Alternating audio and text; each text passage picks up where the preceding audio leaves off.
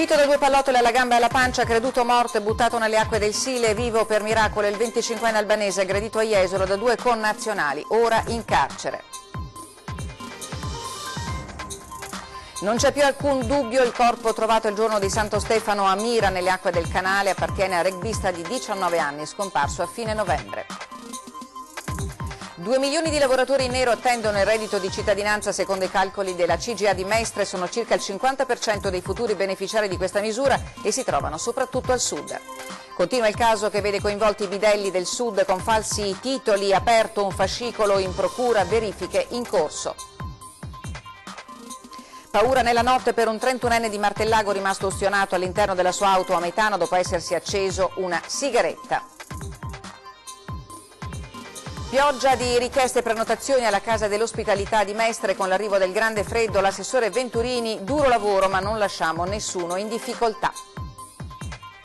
L'allerta meteo dichiarata nei giorni scorsi ha portato vari comuni a rinunciare al pane-vin, ma dalla Proloco di Noale arriva un appello: non rinunciamo alla tradizione. Buonasera a tutti voi dalla redazione di Venezia. Colpito da 2 pallottole alla gamba e alla pancia, creduto morto e buttato poi nelle acque gelide del Sile, vivo per miracolo il 25enne albanese aggredito a Jesolo nei giorni scorsi da 2 connazionali che ora sono in carcere.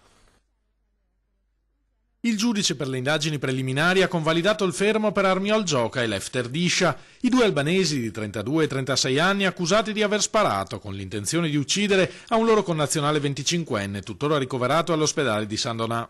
I 2 attenderanno quindi la conclusione delle indagini nel carcere veneziano di Santa Maria Maggiore, dove già erano detenuti dalla sera del 2 gennaio.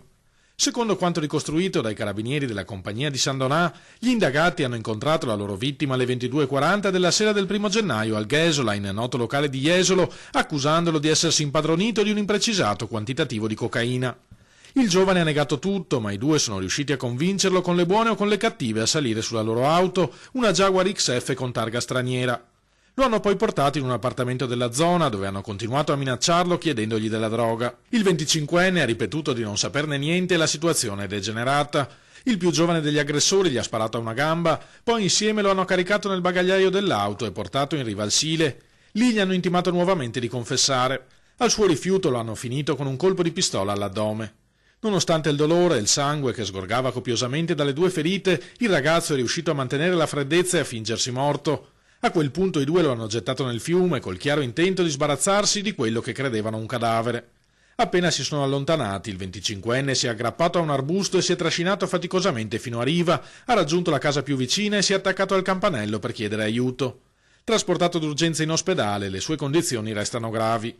Da lui i carabinieri hanno saputo l'identità degli aggressori, rintracciati e fermati 24 ore dopo all'uscita della gelateria della Marina di Jesolo. Nell'appartamento del Lido, utilizzato da uno dei 2, è stato sequestrato il giubbotto che indossava la sera dell'attentato e che verrà inviato al RIS di Parma per rilevare eventuali tracce di polvere da sparo. Residui di sangue e DNA verranno cercati anche nella Jaguar, mentre l'incontro fra i 3 nel locale è documentato da alcuni filmati di videosorveglianza. Ancora la cronaca, è arrivata la conferma dall'analisi del DNA, il corpo ritrovato in un canale a Mira è quello del rugbista di 19 anni scomparso da un mese. Non c'è più alcun dubbio. Il corpo in avanzato stato di decomposizione trovato il giorno di Santo Stefano a Mira nelle acque del canale che costeggia via Argine Sinistro appartiene a Henry e Rafael Kasim, il rugbista 19enne italo-nigeriano scomparso a fine novembre dopo una lite con i genitori. La conferma è arrivata dall'esito dell'esame di comparazione del DNA svolto presso l'Istituto di Medicina Legale dell'Università di Padova e allo stato la causa della morte è attribuibile all'annegamento. Il corpo infatti non presenta segni di violenza. Il sospetto che potesse trattarsi di Henry era già molto forte. Sconvolto il primo cittadino Marco Dori. È veramente un dolore forte, fortissimo, enorme, che ha colpito tutti. Il pensiero va alla famiglia, a cui ci stringiamo per un grande cordoglio. Henry, insomma, è una persona che si è sempre distinta per solarità, per amore verso gli altri, e questo non fa che farci soffrire ancora di più. Henry Raffael, promessa del rugby italiano, studiava scienze politiche a Padova e giocava nel rugby Riviera. Intorno alle 2 di notte del 26 novembre scorso, dopo una discussione, si era allontanato da casa inviando messaggi ai familiari e alcuni amici, senza poi dare più alcuna notizia di sé. I carabinieri del nucleo operativo di Venezia hanno lavorato intensamente in questi mesi nella speranza di ritrovarlo. Il sindaco non ha intenzione di lasciare sola la famiglia in questo tragico momento. Sono già state fatte delle iniziative, altre ne metteremo in campo, naturalmente sempre ascoltando anche il gran cuore che c'è nella nostra città. Voltiamo pagina, sono 2 milioni di lavoratori in nero, quelli che attendono il reddito di cittadinanza secondo i calcoli della CGA di Mestre, sono circa il 50% dei futuri beneficiari di questa misura e si trovano soprattutto al sud. La metà della spesa per il reddito di cittadinanza, circa 3 dei 6 miliardi di euro previsti, finirà nelle tasche di chi lavora in nero. La stima è dell'ufficio studi della CGA di Mestre, che ha eseguito una serie di calcoli matematici sulla base delle anticipazioni apparse nei giorni scorsi sulla misura. In Italia ci sono, secondo l'Istat, 3.300.000 persone che fanno attività in nero in maniera irregolare, quindi non pagano né tasse né contributi. Se noi praticamente sottraiamo prudenzialmente 1.200.000, 1.300.000 che sono lavoratori dipendenti o pensionati che non hanno titolo a chiedere il reddito di cittadinanza, risulta quindi che circa 2 milioni di persone che appunto svolgono attività in nero potrebbero essere nelle condizioni di presentare la domanda. Sono calcoli prudenziali, puntualizzano dalla CGA, data la difficoltà di ottenere dati precisi sul numero esatto di lavoratori in nero presenti in Italia. Si tratta comunque di un fenomeno preoccupante per le sue dimensioni. Tenendo presente che il governo ha stimato in 4 milioni sostanzialmente l'esercito di coloro che potrebbero, diciamo così, potenzialmente beneficiare del reddito, quindi 2 milioni di lavoratori in nero sono circa la metà, quindi una parte molto importante. Questi 2 milioni di lavoratori in nero non sono distribuiti in maniera omogenea nel territorio nazionale. In Calabria, regione che guida la triste classifica, il lavoro nero vale il 9,4% del PIL, in Campania l'8,6% e in Sicilia l'8,1%. Il territorio italiano con meno lavoro nero in termini percentuali è invece il nostro Veneto, dove il sommerso si ferma al 3,8% del PIL regionale, seguito dalla Lombardia con il 3,9% e dal Friuli Venezia Giulia con il 4,1%. Non è un caso che buona parte di coloro che hanno votato queste forze di maggioranza, soprattutto i 5 Stelle, siano proprio elettori del Mezzogiorno, perché sapevano che in qualche modo potevano contare su una misura con il reddito di cittadinanza che in qualche modo di fatto è una misura assistenziale che in gran parte andrà ad beneficio di gente che di fatto già oggi in qualche modo illegalmente sottrae soldi importanti all'erario e a tutti noi. E ora il caso dei bidelli del sud in Veneto, quello licenziato a Portogruaro è solo la punta dell'iceberg di uno scandalo che procede da anni e che l'ufficio scolastico regionale del Veneto sarebbe pronto a portare davanti alla giustizia. È stato il primo, ma quasi certamente non sarà l'ultimo, il bidello campano, licenziato e denunciato in una scuola del portogruarese per aver presentato dichiarazioni false sui propri titoli, in modo da scalare le graduatorie e ottenere il posto di lavoro.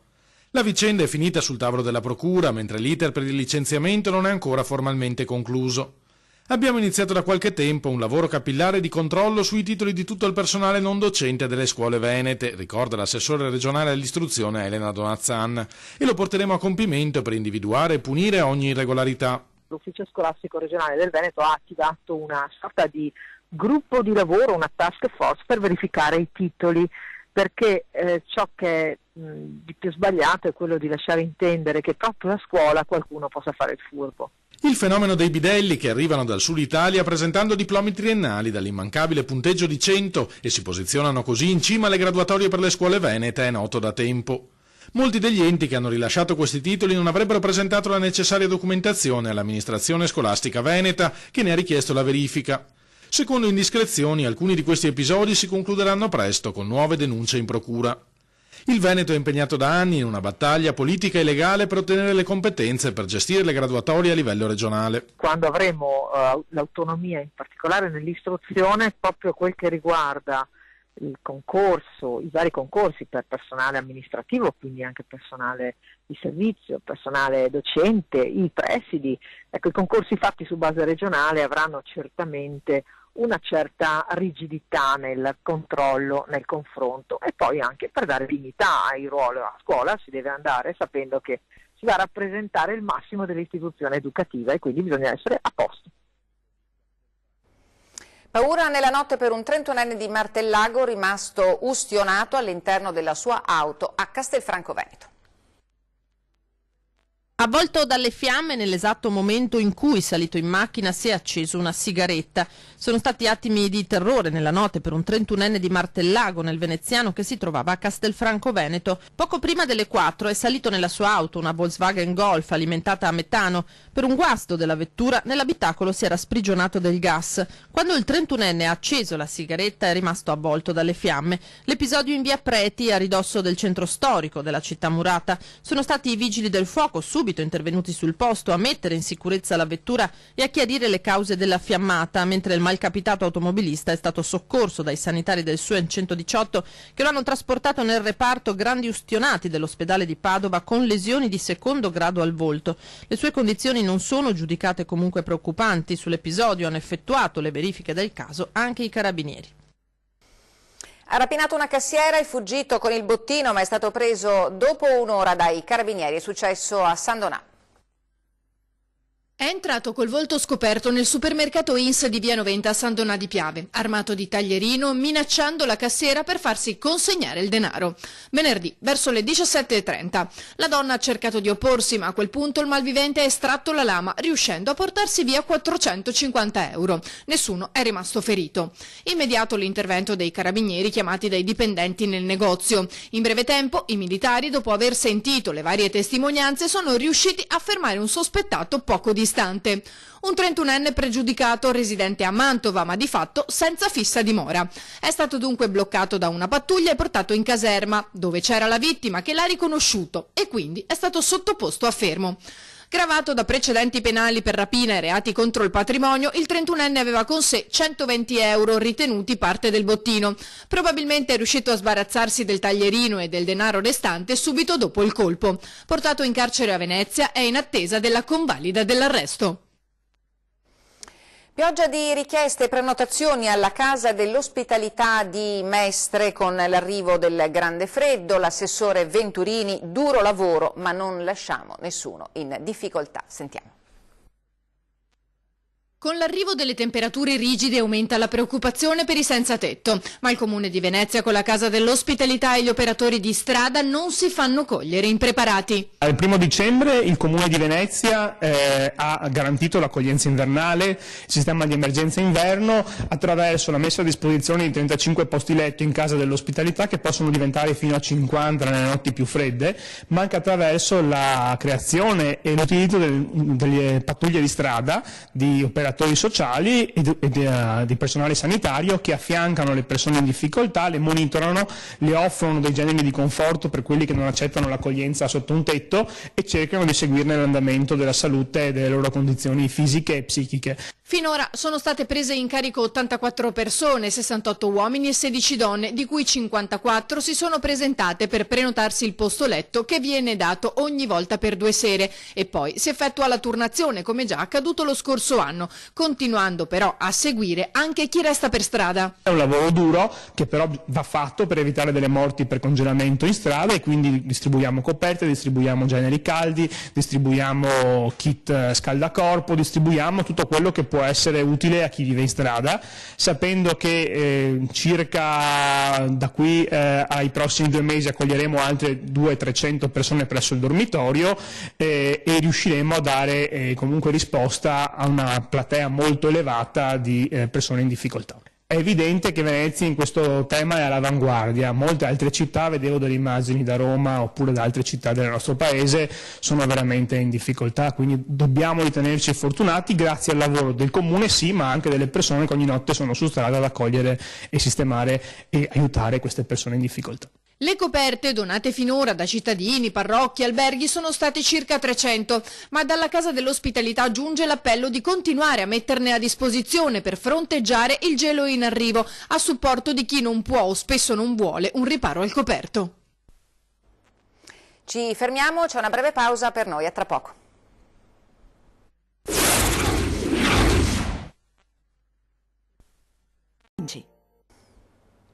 Rieccoci di nuovo in diretta. Domani è il giorno dell'Epifania, ma dopo le recenti polemiche, chi porterà avanti la tradizione dei panevin? Sapete che c'è moltissima polemica, sentiamo. L'allerta meteo dichiarata nei giorni scorsi principalmente per le zone montane si ripercuote in qualche misura anche in pianura e sulla base di questo c'è stato chi ha deciso di annullare il tradizionale panevin, come il comune di Mirano. San Donaggio aveva pensato, ma dopo una valutazione ha deciso di procedere comunque, e così Noale, che come da tradizione lo farà in Spianata della Rocca alle 15:30, perché volere è potere. Aspettiamo che la Befana porti un po' di carbone a tutti quelli che fanno di tutto per mettere in difficoltà chi, come noi, come le Proloco, le associazioni, cercano di mantenere in vita queste, le Piro e Paro e il Panevin, come si chiamano in varie zone del Veneto. Non riusciamo a capire perché ogni volta ci sia qualche problema. Prima il problema dell'inquinamento, adesso il problema addirittura del vento, eccetera. Le manifestazioni si fanno cercando di organizzarle con un po' di buonsenso. Noi a Noale ci siamo organizzati con una squadra antincendio, quindi abbiamo preso una pompa in più con una manichetta che in caso ci fosse la necessità interveniamo, ma onestamente non abbiamo avuto nessuna indicazione dalla protezione civile e dall'ARPA di venti forti, quindi davvero per noi tutto sarà come sempre. Rimane la questione dell'inquinamento, anche se il vento insieme alla pioggia sono in grado di abbatterlo, ma non a scapito della tradizione. Credo che ci sia sicuramente una sovrapposizione sempre di più di norme, regole, incartamenti che sta pesando notevolmente sulle nostre associazioni. Io credo che giustamente da una parte c'è chi deve tutelare il benessere del corpo, ma noi pensiamo anche al benessere dell'anima. Queste manifestazioni che facciamo, oltre che essere tradizioni del nostro territorio, sono anche momenti di aggregazione che servono a sorridere, a passare qualche ora in compagnia, continuare a puntare il dito contro di noi, contro le nostre manifestazioni per tanti motivi, rischia in qualche caso anche di portare all'esasperazione e qualcuno magari molla. Io spero davvero che siano pochi, perché se la nostra società si priva di questi momenti diventa una vita assai triste. Anche perché il Panevin, tramite il Vate, rivelerà che tipo di anno ci attende, in base alla direzione delle faville. Col fumo si gira da parte di Strana, pare che segna proprio una stagione sana. Formento, Poenta e Vinciaro, vedei in sta e Gaine sul Ponaro.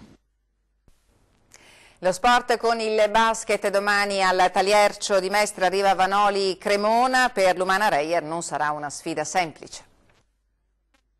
Reduci da 2 sconfitte, domani alle 12 i ragazzi di coach De Raffaele dovranno affrontare Cremona, che invece si è aggiudicata le ultime 2 partite sul parquet casalingo del Palasport Taliercio. Chi vincerà resterà al secondo posto. È una squadra secondo me di grande talento individuale, una squadra che fuori casa ha perso credo soltanto una partita e a Milano di 1 punto, quindi vincendo 5 partite su 6 fuori casa. Già questo la dice lunga sulla difficoltà di questa partita. È una squadra che ha certamente in Diner una luce in questo campione che sta vivendo, se non una seconda, una terza giovinezza addirittura. Non sarà una sfida semplice per gli Orogranata. Credo che sarà molto importante tornare, soprattutto perché si gioca in casa e perché ultimamente in casa abbiamo raccolto poco, giocare una partita molto dura, molto continua a livello di intensità e di presenza mentale per 40 minuti, perché Cremona è squadra capace di grandi break all'interno della stessa partita. Una partita dovremo giocare una partita molto intensa anche dal punto di vista fisico, cercando però di mettere molta attenzione a quelle che sono le nostre cose e ripeto, soprattutto una solidità per tutto l'arco della partita e non soltanto magari a sprazzi, perché comunque ripeto, davanti c'è una squadra di alto livello che sta giocando un campionato di alto livello e che giustamente può ambire a traguardi importanti. Vi lascio alle immagini, splendide immagini del presepe galleggiante in Riviera Magellano a Mestre, a seguire le previsioni del tempo. Non mi resta che augurarvi di trascorrere una buona domenica. Arrivederci.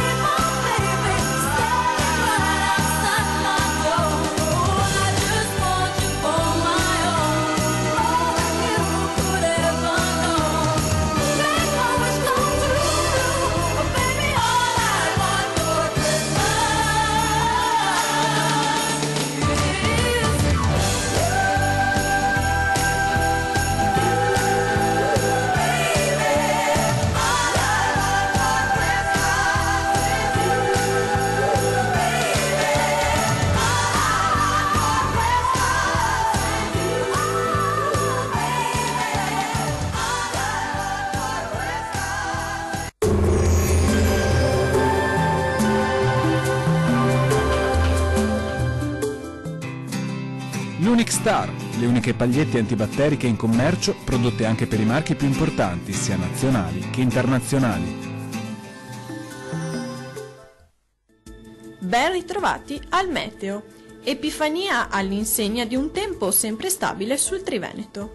Nel dettaglio sul Veneto. Al mattino avremo nubi basse, foschie e locali nebbie sulle pianure, specie su quelle sud-occidentali, spesso fitte e persistenti durante l'arco della giornata. Sarà più soleggiato sui restanti settori con cielo poco nuvoloso. Temperature minime tra i -4 e -1 gradi, massime comprese tra i 6 e 7 gradi. Diamo uno sguardo al Friuli Venezia Giulia. La situazione sarà molto stabile con il cielo che si presenterà ampiamente soleggiato. Sarà infatti sereno o al massimo con presenza di pochi nubi a carattere sparso. Non sono previste precipitazioni degni di nota. Temperature minime oscillanti tra i -3 e 0 gradi, massime comprese tra i 6 e 9 gradi. Vediamo infine la situazione del Trentino Alto Adige. Qualche nebbia potrà riguardare al mattino le vallate alpine meridionali, ma si dissolverà presto. Sul resto della regione invece sarà ampiamente soleggiato ovunque e il cielo si presenterà sereno o poco nuvoloso. Temperature minime intorno a 1 grado, massime comprese tra i 9 e 10 gradi. Dal meteo di Antenna 3 per ora è tutto, arrivederci al prossimo aggiornamento.